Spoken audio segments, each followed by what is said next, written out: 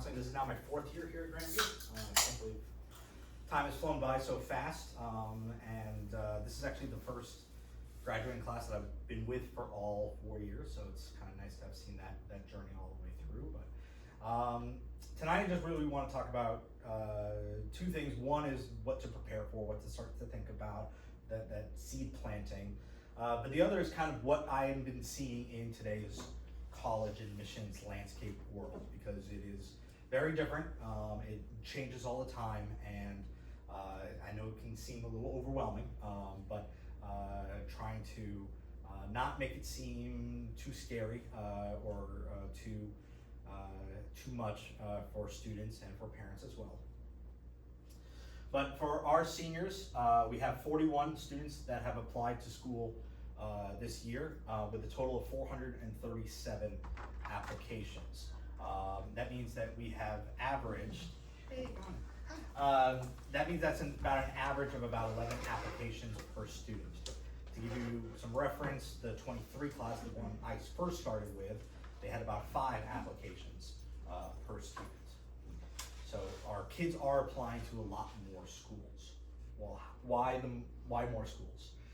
The Common App is the platform we use to apply, and you fill out 2 parts. Part 1 is accepted by over 1,000 different schools.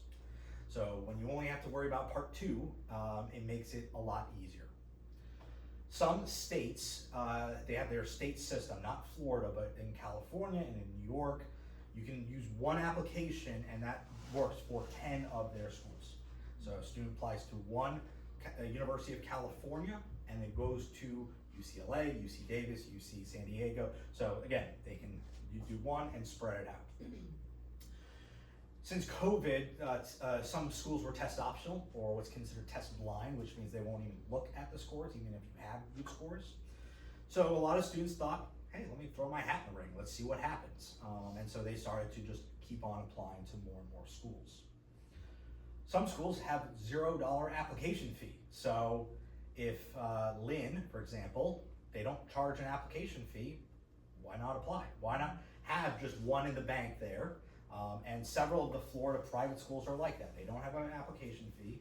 Why not put in my application, see what happens, even if I'm, quote, for sure that I'm going to get in, how much scholarship might I get? Could I get into one of their elite honors programs? So no app fee, no risk. And then lastly, it's students are now visiting after the acceptance. So instead of visiting to 30 colleges and narrowing my list to my top 10 and applying to those schools, I'm going to apply to 30, and then I'm only going to visit the ones that actually accept me. Some parents feel like they save money by not having to travel to 30 different places, and students also feel like they don't have to fall in love with the school and then get disappointed later. So, so you will have seen a lot more students applying, and that is not just for Grandview, it is nationwide, which means that a lot more applications are going to big schools. FAU saw 34,000 total applications in their early round only. Florida State, 92,000 applications total. 30 in their early round. From Florida alone, it was 33,000. That is up from 50, 60,000 applications, which is where they were 5, 10 years ago. That is a lot of schools, which means they can be a lot more selective. Isn't the governor making a law that the majority of Florida schools have to have Florida students? They are talking about it. Currently, there is some states where, and I'll give you an example, University of North Carolina, 80% of the students must come from North Carolina, which makes it very difficult for an out-of-state student to go to a North Carolina Chapel Hill. Florida is trying to do something where it's like 95-5. Oh my gosh. I don't see that happening because that out-of-state tuition is how they fund those schools, because all the in-state students, they all get bright futures. So UF and FSU is saying, well, where's the money gonna come from? Unless the state's willing to do it. So I doubt it's going to be that. I could see Florida moving a little bit more towards the 80-20 rule, but we'll see. I don't see that law though passing. Do you know the ratio right now?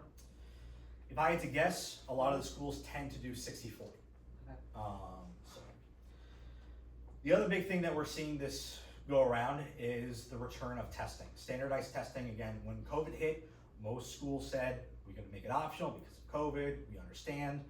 But now, several of those COVID classes have now graduated college. And schools now have a research as to how well they did. And so Florida, Georgia, and Tennessee, the entire state system requires test scores. And now you're seeing more and more select universities bringing back test scores as part of it. Why? Well, because what the research said is that these students had very, very, very high GPAs, but yet when they were doing the placement testing, they were placing in remedial classes, especially remedial math. Big study came out of the UC San Diego, where 900 plus students were testing in remedial math. Some of them going as far back as middle school level math. That was being, while it made headlines with UC San Diego, that was being seen across the board, even to places like Harvard. So you are now going to see a lot more schools bringing back standardized testing. Also, I mentioned the high GPAs. One of the things that I want parents and students to really understand is that yes, they have their Grandview GPA. Now their Grandview GPA are all their courses in high school 9 through 12 weighted. So if they take Algebra 1 in middle school, we give them the graduation credit, but we don't count it as far as the GPA. We look at GPA, high school GPA, as grades 9 through 12.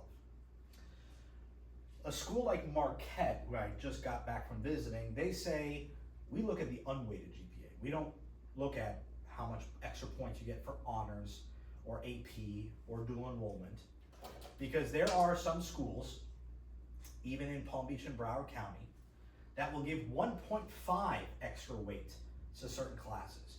So that's why you get some kids who say, I have a 5.5 GPA. No, you don't. No, you don't. I think kids with 6 point something. I know, Yeah. it's all AP classes. it's a bit ridiculous. So Marquette's saying we are still going to look at rigor, but we're going to evaluate the rigor separately. We are looking at your unweighted GPA. Then you have some schools like FAU who say, we're gonna look at your weighted GPA, but in the core subjects only.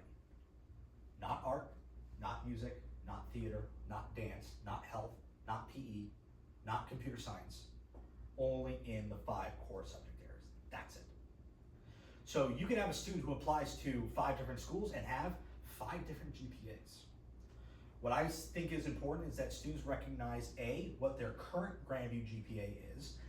It is shocking how many students do not know what their GPA is. And also understand what their unweighted GPA is, and understanding that there's a difference, but also what's the difference between a 93 and a 92, or an 89 versus a 90. So it's important to understand that those 1 points in each class could be the difference between a 3.7 and a 4.0. Okay, so with all of that in mind, I've sort of, and based on what I'm seeing, I'm sort of categorized a lot of schools into kind of a college tier system. So we start off at the most accessible, which are the open access schools. These are your 2-year schools like a Palm Beach State. But one thing to keep in mind is that you can get into any 2-year school in anywhere in the country. 2 years ago, we had a student who wanted to be in New York. She wanted to be in Manhattan. She had family there, so it was very easy for her to live there. And so she enrolled in BMCC.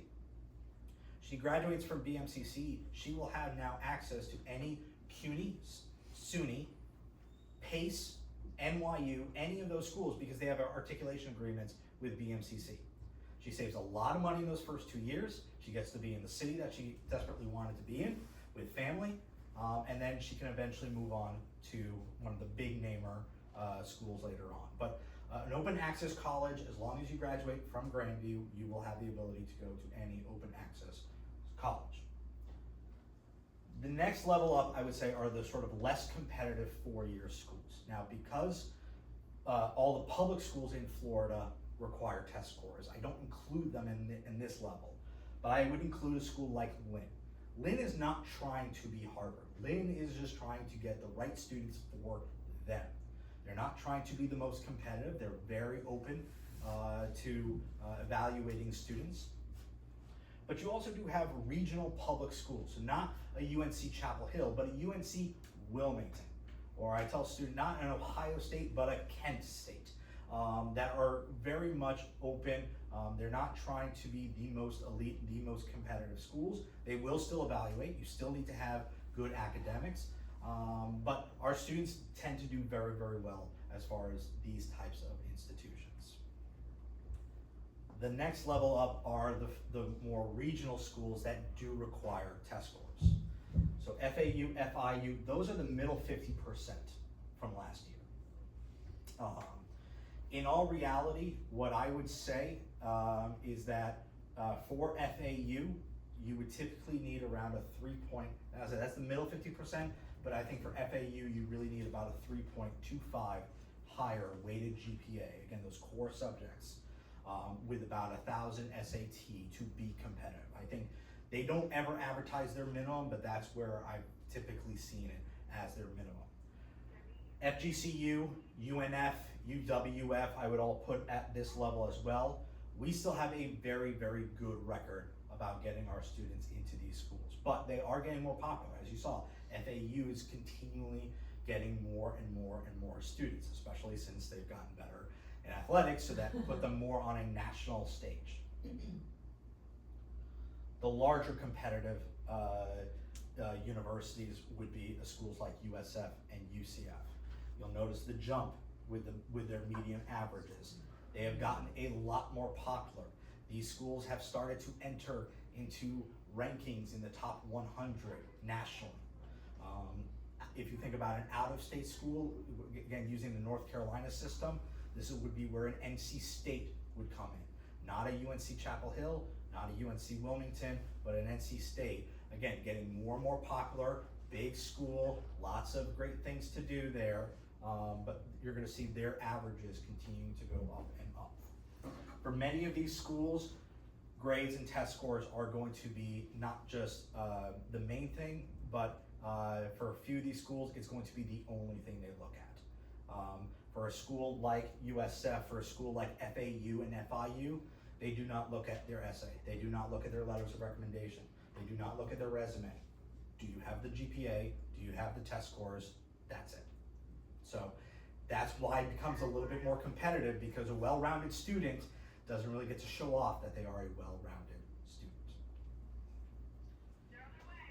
Now we get the flagship and sort of the elite of the private schools. Florida tends to have 3 of them, UF, FSU, and UM. And now you see these are now the middle 50% for UF and FSU. It has gotten much, much harder. When you get 92,000 and UF, I would say, is breaking 100,000 applications, you can be as selective as you like.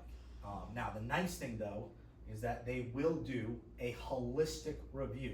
They do care about the whole person. And I will even give credit to Florida State. Florida State is very transparent about exactly what that means. So, they do their holistic review based on their 3 pillars, which are their 3 values. A lot of schools tend to admit students based on their values. Are you a good match for us? Rather than are you just a brilliant student, but are you a good match for us? So Florida State, Veris, Artis, and Mortis, strength, skill, and character. So let's start with Veris. Did this student attempt rigorous coursework? Are they trying to get the honors classes and the AP classes and the dual enrollment classes? Have they succeeded in courses that align with their proposed major? If they are, and this is why middle school parents need to start thinking about this. If they're looking at doing STEM majors, they need calculus, So they're gonna say, all right, their proposed major is in a STEM. Have they done calculus? Have they done advanced levels in biology, chemistry, or physics? If they're into computer science, have they done any programming classes? If they're into the arts or the theater, have they done any art or theater classes? They're looking to see how that's been done. But they also understand that some students will have limited opportunities based on their high school. They know, based on our school profile, that we do not offer AP. We do not offer an IB program, and we do not offer ACE. They do know we offer dual enrollment. Now, they do also know that it's limited, right? You go to FAU High or Broward BCC, they can do a full AA program while they're in high school. We can't. So it spells it out very clearly what they can do while at Grandview. And I do send, here are all of our classes. You know, yes, we go up to calculus, but we can't go anything beyond that. But they say, okay, yeah, Grandview offers calculus. Did they take it? Oh, Grandview offers, you know, Spanish, but they don't offer other languages, so you know we're not going to penalize them if they don't take, you know, Latin. And are they going on a positive grade trend or a negative grade trend, right?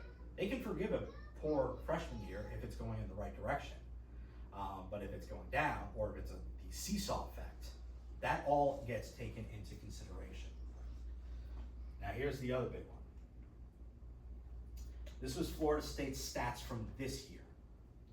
And while this is very similar to what we saw earlier, the average number of units, students are averaging 6 math units or 6 math classes in high school. It's only 4 years. So one of the questions is, well, where are they getting 6 from? Many students are starting Algebra 1 and Geometry in middle school. They're doing 5 years of science and 5 years of social studies, which means they're doing more outside of the standard 4 years. They're taking 3.5 years of language, not just stopping at the required 2. And they're doing 4.5 years of English, which means they're taking a poetry class or a literature class or something else beyond. But for many of these students, the way to get this number of units is to start thinking about taking some of these classes in 8th grade. And so taking an Algebra 1 or taking a Spanish 1 is not out of the realm of possibilities. Then they're going to look at artists, skills. So this is the well-rounded part. This is are you involved in community service, activism, or social justice? Have you served in any leadership roles? Are you the president of an organization? Demonstrated, and these are my 2 big ones, demonstrated long time commitment to any clubs, organizations, sports, or jobs. Yes, some of your kids may be in middle school, but they can start doing something now. That long-term commitment can start in middle school, so that by the time they get to junior and senior year, they can be president of Thespians. They can be captain of the basketball team. Authentic engagement in activities that align with their proposed major. So if a student says, oh, I want to go into healthcare, well, we have HOSA. Did they join it? Or I want to be a lawyer. Have you done any sort of public speaking activity, even if it's theater, or even if it's debate or Model UN? Is it somewhat aligned? If you're interested in STEM, we have robotics. Are you part of our robotics team? So how does it align with what you eventually want to do? But I thought most kids don't know what they want to do. At UF, they used to at least 3 times change their major. That tends to happen, but it's one of those sort of catch-22s. Yes, college used to be where you discover yourself. But because they have so many applications with students who have already discovered them, then now you almost have to have some sort of idea. Now, I'll give you a great example. Our Everett students who are playing 20 hours a week of tennis, 50 plus weeks a year. Some of them do not go to college for tennis. But all of the skills that they have learned, the leadership that they have gained, the confidence, the resilience, the ability to be under pressure, that all comes from it. That is all transferable, even if they do change their mind. And then, of course, by being in programs long enough, eventually you might earn some special achievements, some awards. It's hard to earn that in your first year, but if you do it long enough, you can then earn some nice achievements. But they do recognize that some students do have to take care of siblings, do have to work for their family, do have some other responsibilities, so they do take that into account as well. I had a student, every day she would go home, she either took care of her little siblings or she ran the front counter at her parents' laundromat. But she was working. And colleges completely understood that, and they actually rewarded her for that. And then the Morris, this is based off the essay. This is based on the words that the student is telling Florida State. So have they demonstrated resilience? Have they learned from a life experience? Have they encountered hardships that they've had to overcome? Have they articulated their goals? So if they know what they want to do they know why they want to do it? I cannot tell you the number of students who say, I want to be a doctor, and I say, why? And they go, because I want to help people. And I say, well, then be a teacher, be a fireman, be a social worker. They all help people. Why do you want to be a doctor? So really having them understand, why they want to do it, and then demonstrate exceptionally well-refined communication skills, right? Are they able to articulate it? And I've had students who say, I don't know what I want to do, but I know what I don't want to do, right? I know I don't, because I've tried these things, so I know I don't want to be a doctor because I'm terrified of the sight of blood. And so even if you can do that in a very unique way on the essay, trust me, colleges will pay attention to that. I did leave out one group, the top tier, which is the national elite. So these would be schools that you would find in sort of US News World Report's top 40, top 50 on the national side, and then on the liberal arts side. One of the fears I think sometimes parents have is, can Grandview get you to the promised land, right? We do have actually students at all of these locations. We have one right now at Princeton and one at each of these four. The student we have at Georgetown, though she just graduated. But I would say this, you can check off all the boxes.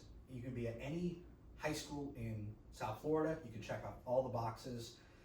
You still may not be able to get in. I mean, you just need something extra, something special, something unique about yourself to get in. And it takes the right person reading the right essay, because if you are in robotics and the person who reads your essay is in robotics, then you're gonna have a little bit of that extra connection versus, you were in sports, but the person reading it doesn't really give anything about sports.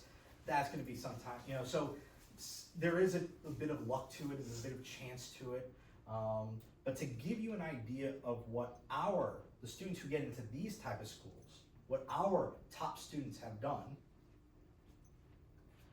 the standard diploma for Grandview is 24 credits. For the honors college, or for the honors diploma, it's 28 credits. Our top students from the last 6 years have averaged 33 credits, 15 of which were from dual enrollment.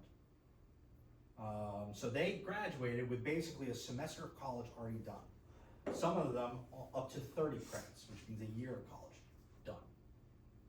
Their average weighted GPA was 4.5, unweighted GPA 3.95. So they've hit on both ends of the GPA spectrum, and their average test score was nearly a 1400. 70% of those who did do dual enrollment took college level writing, 1 and 2. Which means they proved to colleges, I can write. 60% took college level math, with half of them doing at college calculus, which shows them I can do college level math. And half of them did both writing and math. 13 students this last semester did dual enrollment at Grandview in 21 different classes, and we did well, 3.74 college GPA. The lowest grade was a B. So our students, when they do dual enrollment, they do it very well. As I mentioned earlier, Palm Beach State College is, I would say, the most accessible for our students. You need a 3.0 weighted GPA from Grandview and about a 980 on the PSAT or SAT. And they offer the biggest catalog of classes, right? So they offer college writing, college math. They offer a long range of classes. That's for dual enrollment. That's for dual enrollment. FAU, slightly higher test score requirements. We typically don't see many doing FAU for one reason, is because their classes are not available to our students until a week before registration, or at least a week before classes start. They cannot register. They want to save their classes for their own students, which I understand. It just means it's limited options for our students. UF is 3.5 unweighted GPA, 1100 SAT to do their dual enrollment. It's all online. It's all online, and it's also the least number of classes available.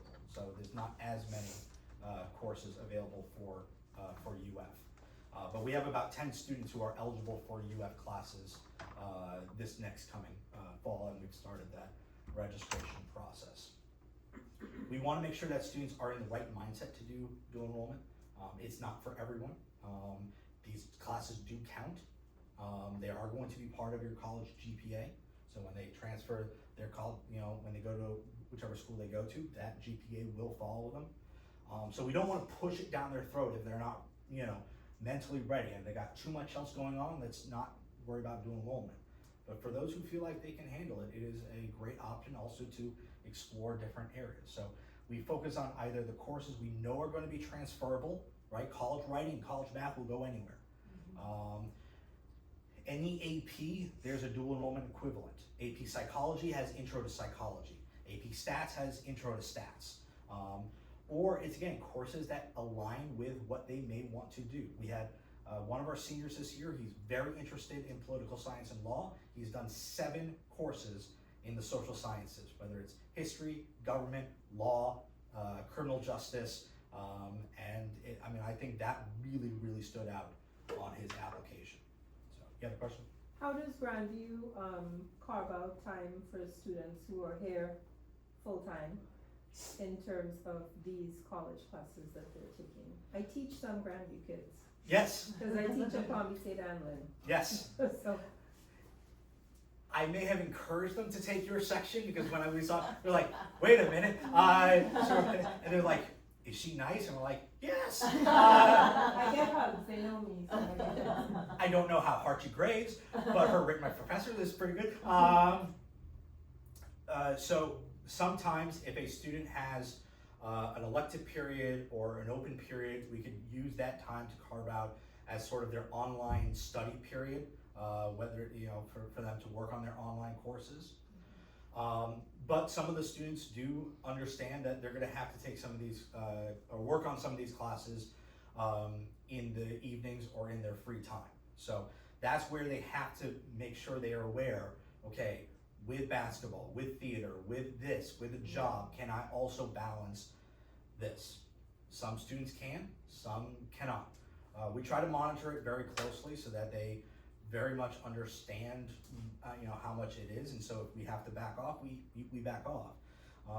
But it's all about them knowing themselves as far as how much, because fall semester may be a lot better than spring semester.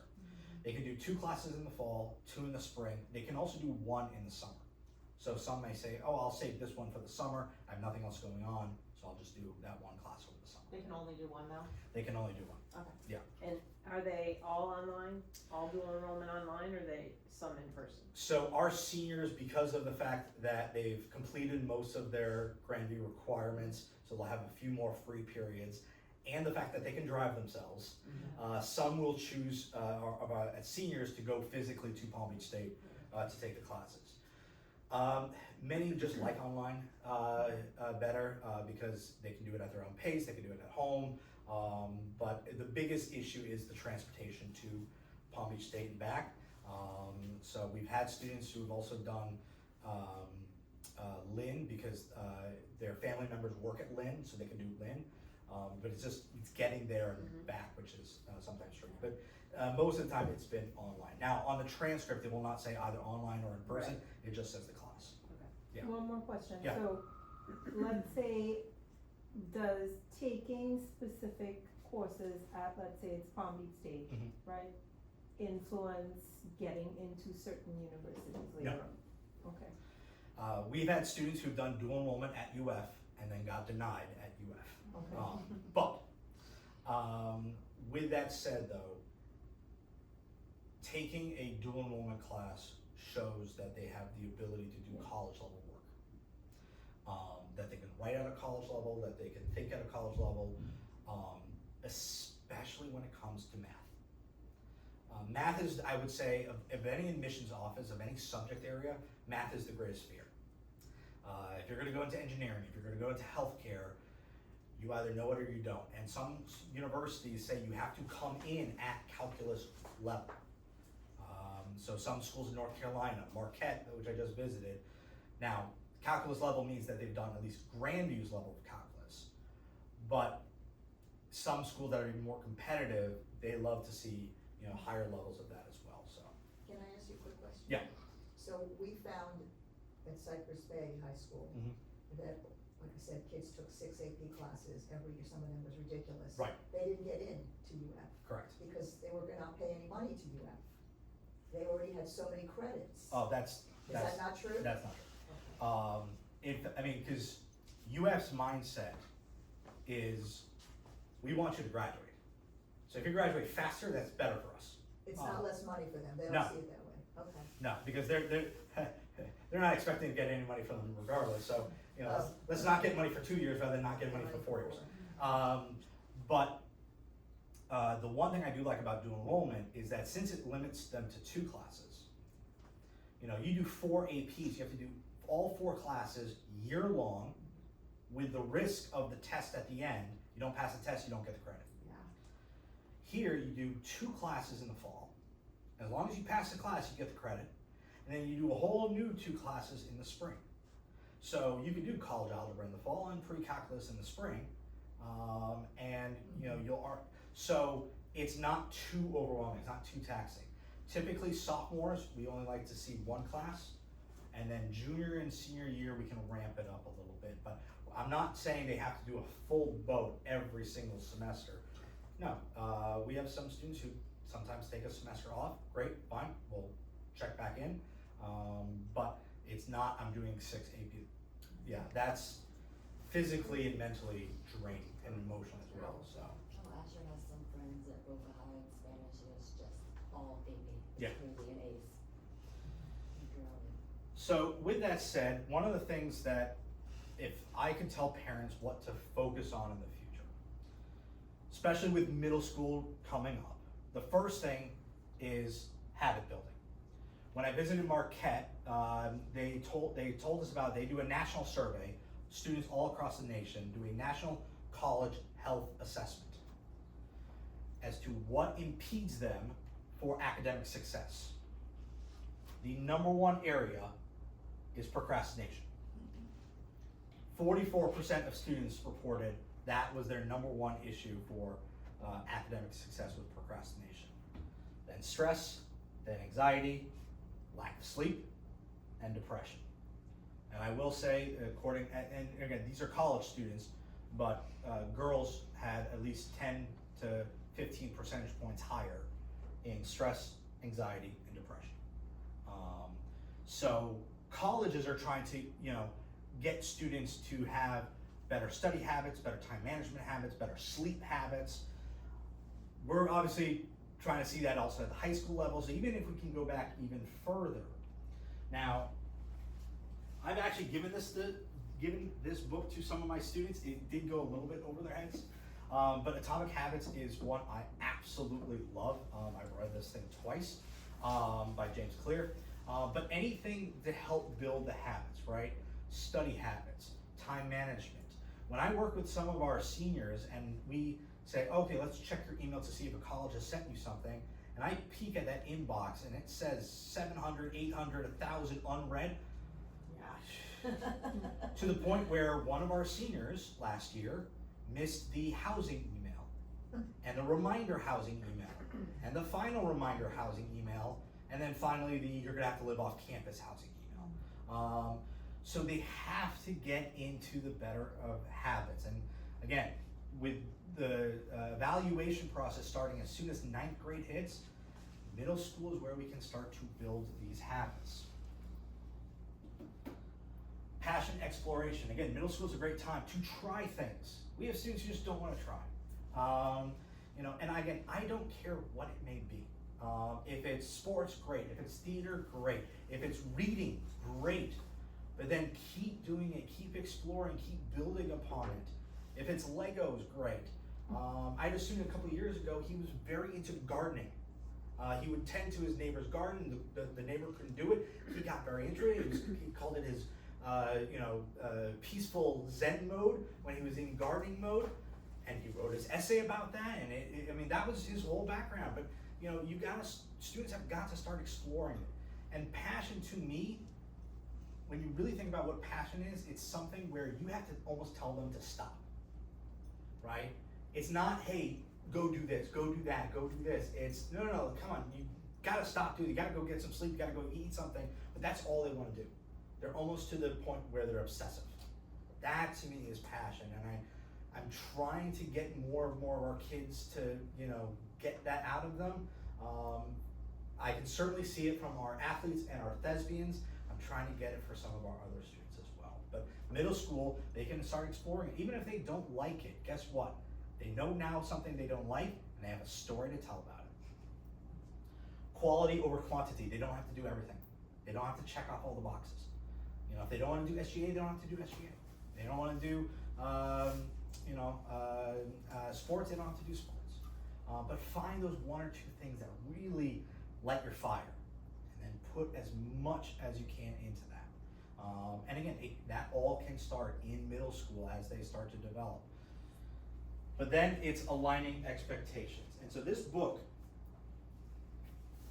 by Jeffrey Salingo called Dream School, this actually came out late last year, where he kind of says, let's reevaluate what we value as far as schools are concerned. Because what he is arguing is that, yes, when you are going to an Ivy League or one of these national elite schools, you are buying an amazing alumni network, and you are buying name brand recognition. But is it a great value? Or can you find great value at an FAU or Lit if you can get great internship opportunities, you can get great mentors, you can have great professors, you can have great friends, great opportunity, and you're not breaking the bank doing it as well? Wouldn't that be considered a great value? He highlights about 75 schools that he finds are great value schools, FIU being one of them. I would put FAU on the list as well. Our kids say, oh, it's so familiar, right? It's right down the road. It's FAU, it's Lynn. But for a kid from New York, I mean, I was at the beach, and there were kids from New York there, and they were loving the fact that they were on the beach in February. And this was their dream school. This was. So, unfortunately, I do have some students who come to me and say, Mr. Hart, and I go, what do you think about Duke? And I say, no. Like, save the $80, I can tell you, no, it's not gonna, again, I know they want the brand name, and I know they want those big schools, but as you can see what it takes to get in, and as you know the students, as we get to know the students, I'm not gonna be here and saying, you can get into Harvard. Okay, there may be a chance, and let's try it. If you wanna go for it, now you see what needs to be done to go for it. But if you're okay with, being in your lane, then let's find the right school for you. It's all about fit. Fit has always been the case, right? Our number 2 student a couple of years ago wanted to do fashion, wanted to be in New York. She's at the Fashion Institute of Technology. It was the right fit. She could have gone to a lot of amazing schools academically, but she found the right fit with FIT. And last but not least is resilience. We used to have an expression on our athletics team, which was embrace the suck, which means there are going to be some things that, as part of this process, you just don't like doing. As part of this admissions process, testing is the suck. It's one of those things. And we get so many students who get down on themselves, whether it's after PSAT, SAT, tomorrow we have the ACT, or even after math testing, they go, I'm just not a good test taker. And I'm like, well, did you practice between the last one and this one? No. Have you done any studying? No. How many times have you taken it? Once. Well, let's not, write this off, but you're gonna have to work on it. You're gonna have to practice. I will give, one of our seniors is just not a good test taker, and I will give them credit. They tried, they really tried.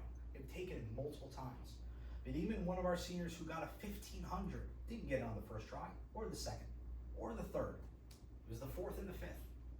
So it's going to take, work. And there's going to be setbacks, but let me tell you, these students, the ones on this list, they had setbacks. They just did not let those setbacks define them. They overcame those setbacks. And because, this was, it's not like, everything was easy for them. No, they had to really work hard to, especially with those dual enrollment classes, and to get the test scores. So can our students find the resilience to say, okay, now I'm taking a dual enrollment class, it's hard, can I get over it? Or wow, the SATs just got a lot harder from the PSAT or from the MAC testing. Can I try again, and can I keep working at it? If at the end of the day, my father would always say, if you say, listen, I just did my absolute best, then you can hang your head with whatever the results may be. And our students, the last thing I'll say is this about the admissions process, and it's been true today as it was 10 years ago and 30 years ago. It's a horrible process, emotionally. It's a horrible process. March is the final month. A lot of our students will get the final decisions this month. And I've had to warn some of them that their final decision may be waitlisted, and they're gonna have to keep on waiting. It is a horrible, torturous process for our seniors. But at the end of the day, if they can say, I did the work, starting from 9th grade, even before 9th grade, then you should be able to live with whatever happens, because they will all end up where they're supposed to be. They'll all end up in great locations, at great institutions. Some will take some time off and then go to school later on when they're ready. We have a couple students who are going to do that this year. They're going to travel, they're going to see the world, which is great, wonderful. School will be ready for you when it comes back. But just, understand that this is going to be not a fun process for student and for families as well. And so, we just hope to make it just a little bit easier with all the different tools that we have along the way. So, but like I said, there's going to be a home for everybody. We're going to find the home. It's just trying to find the right home based on, but if they want to go for the top ones, they're going to have to do the work. So, any questions, thoughts?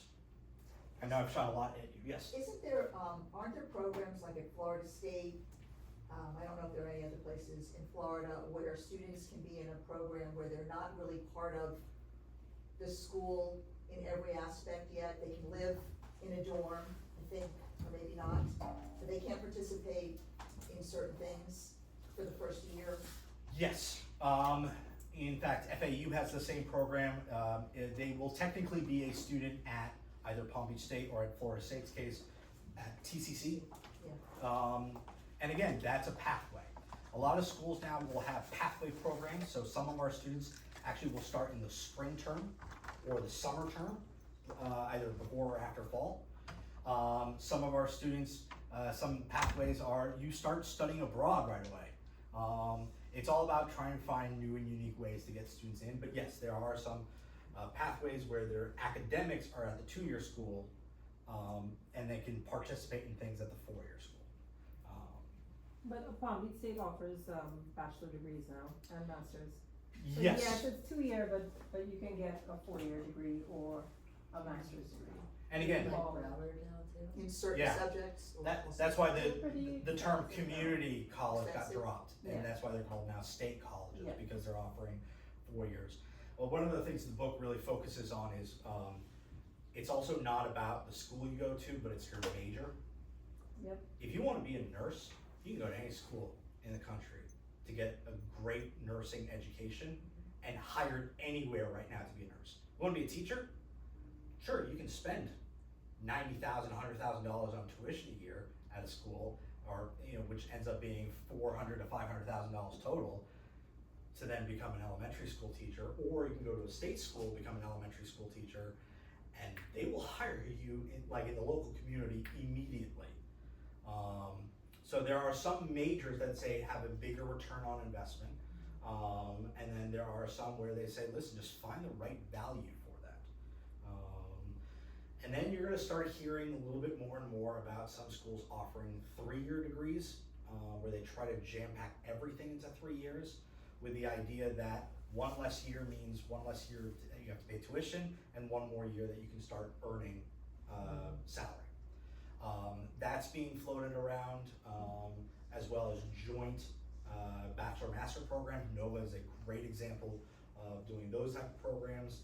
So there's lots of variations. When a student goes to apply, and they'll say, especially like with Florida State, are you open to any of these other programs? And they go, wait, what are all these? I'm like, well, you have to take a look, because if they offer one of them, you have to figure out, do I want to take it?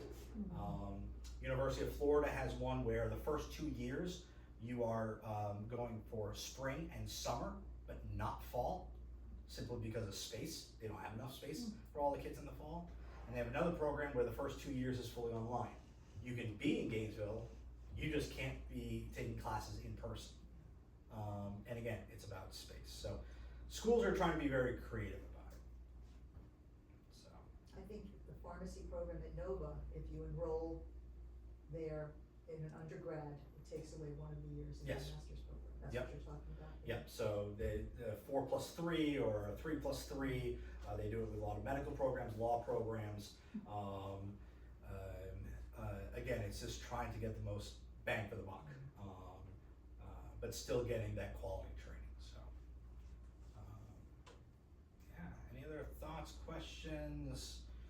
So, The PSAT is offered here in 10th grade or 9th grade? 9th grade. 9th grade. So 9th grade, we do what's called the PSAT 8-9 in the fall, and then we do the PSAT 10 in the spring.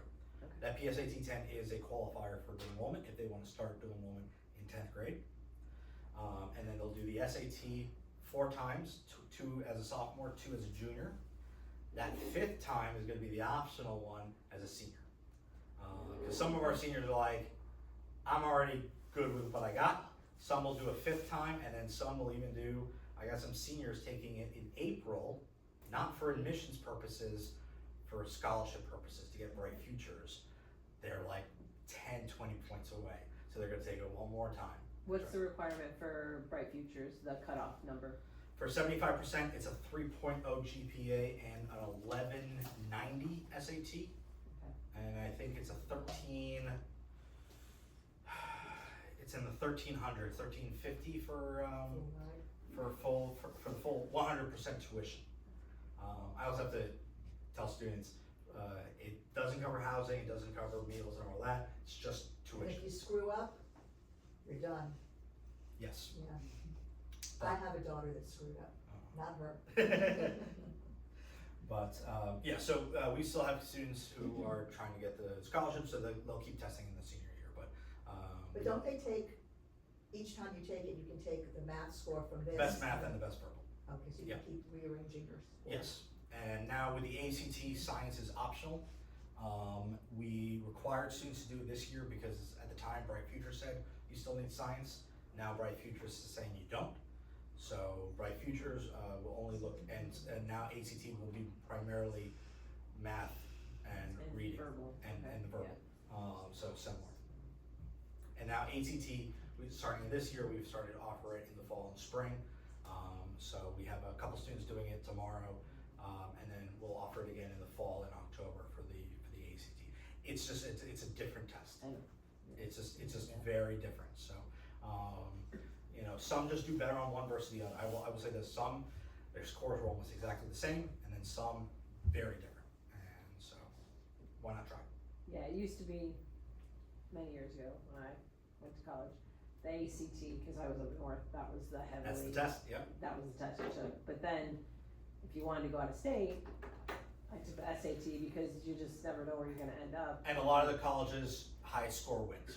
Right. It's literally the highest score wins. So Well, since I'm older than every single person in this room by a lot, Florida used to have its own test, the Florida Placement Test, which I took to get into, when I got into UF.